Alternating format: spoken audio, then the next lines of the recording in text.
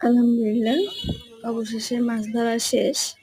এখন মাছ ভাগ করা হচ্ছে। এই ভাইয়াটা মাছ ভাগ করছে। এটা অনেক বড় একটা কঠিন কাজ। এটা সবাই পারে না।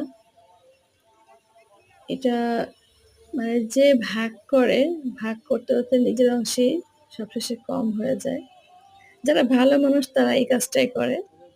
তো এই ভাইয়াটা খুব সুন্দরভাবে ভাগ করতেছে। দেখেন কত সুন্দরভাবে ভাগ হচ্ছে।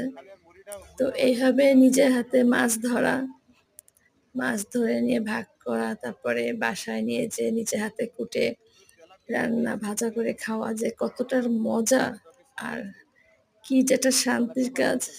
যতই কষ্ট হোক না কেন, অবশেষে মাছগুলোর চেহারা দেখে সব কষ্ট দূর হয়ে গেল। মাশাআল্লাহ। অবশেষে আমরা অনেক মাছ পেয়েছি। এটা আমাদের ভাগের মাছ। আরো মাছ আছে। যাদের, যাদের ভাগের মাছ তারা ভাগ, ভাগ করে নিয়ে গিয়েছে।